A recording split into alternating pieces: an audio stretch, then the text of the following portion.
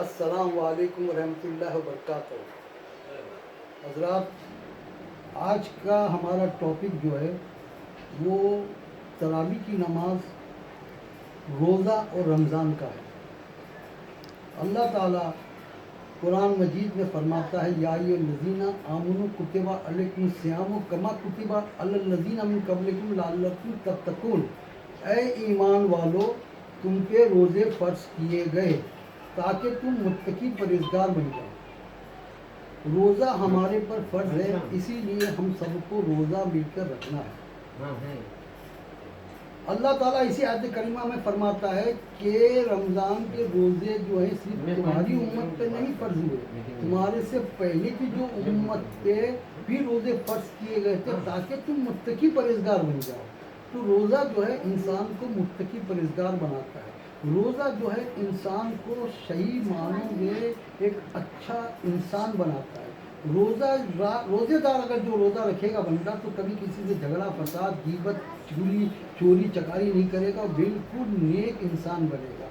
ابو ہریرہ رضی اللہ تعالیٰ عنہ کی حدیث ہے، وہ فرماتے ہیں کہ اللہ کے رسول صلی اللہ تعالیٰ علیہ وسلم نے فرمایا کہ جو بندہ نیت صاف کر کے رمضان کے روزے رکھتا ہے، خلوص دل کے ساتھ میں عبادت کرتا ہے، تو اللہ تعالیٰ اس بندے کے تمام گناہوں کو معاف فرماتا ہے، اور وہ بندہ ایسے ہو جاتا ہے جیسے ابھی بھی ماں کے پیٹ سے پیدا ہوا۔ بولیے سبحان اللہ۔ سبحان اللہ۔ حضرت عبداللہ بن عمر رضی اللہ تعالیٰ عنہ کی حدیث ہے کہ قیامت میں جب سورج سوا نیزے پہ ہوگا، بھیجا پسینہ بن کر ناک کان سے بہرا ہوگا، اس وقت بندہ جو ہے اپنے ہی پسینے میں ڈول رہا ہوگا، بھیجا جو ہے پسینہ بن کر اپنے کانوں سے، اپنی آنکھوں سے، اپنے منہ سے نکل رہا ہوگا۔ اس وقت یہی روزہ جو آپ روزہ رکھیں گے، یہی نماز جو تراویح کی آپ نماز پڑھیں گے، یہی نماز اور یہی قرآن اگر جو آپ سنیں گے یا پڑھیں گے، یہ میدان محشر میں اللہ تعالیٰ سے آپ کی سفارش کرے گا۔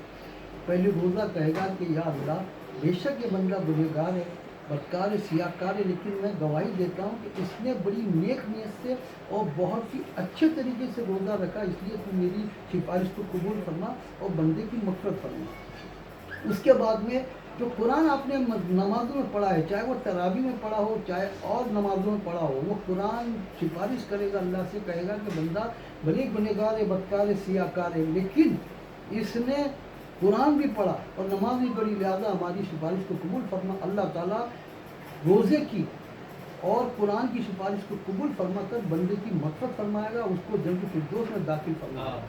تو اسی لیے میں آپ سے سب گزارش کروں گا کہ کل انشاءاللہ چاند رات ہو جائے گی، تو آپ کل ہی سے شروع کریے، کل تراویح پڑھیے، اور تراویح کی نماز جو اللہ کے رسول صلی اللہ تعالیٰ علیہ وسلم نے اپنی زندگی میں پڑھی تھی، لیکن انہوں نے مسلسل نماز نہیں پڑھی۔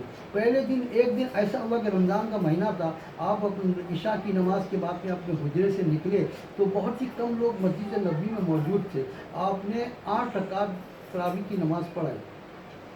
دوسرے دن صبح تک پورے مدینے میں خبر پھیل گئی کہ پتہ نہیں اوپر سے اللہ کی طرف سے کوئی احکام آ گیا ہے، عشاء کی نماز کے بعد میں کچھ تراویح نام کی نماز پڑھائی جائے گی۔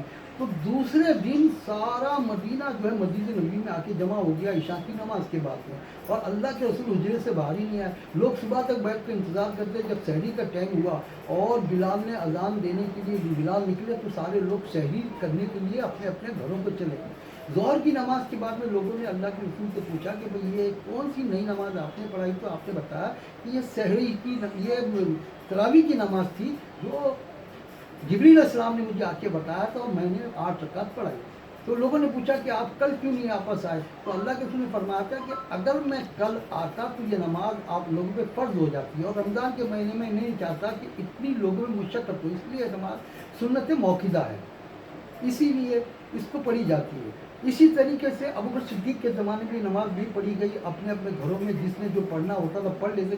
عمر ابن خطاب کا جب زمانہ آیا، دوم خلیفہ فاروق اعظم جب خلیفہ بنے، تو انہوں نے اس نماز کو جماعت کے ساتھ میں پڑھانا شروع کیا مسجد نبوی میں، اور وہ 20 رکعت کی گئی، 20 رکعت پڑھی گئی۔ اب 20 رکعت آپ پڑھیے، اس وقت لاک ڈاؤن ہے، اسی لیے میری آپ سب سے ونتی ہے، گزارش ہے کہ آپ لوگ اپنے گھروں میں نماز پڑھیے، جو رکعت جو آیتیں آپ کو آتی ہیں وہی پڑھیے، کوئی ضروری نہیں ہے حافظ قرآن اگر ہو تو بہت اچھا، اگر حافظ قرآن نہیں ہے آپ کے ساتھ میں تو کوئی بات نہیں، آپ 20 رکعت پڑھیے۔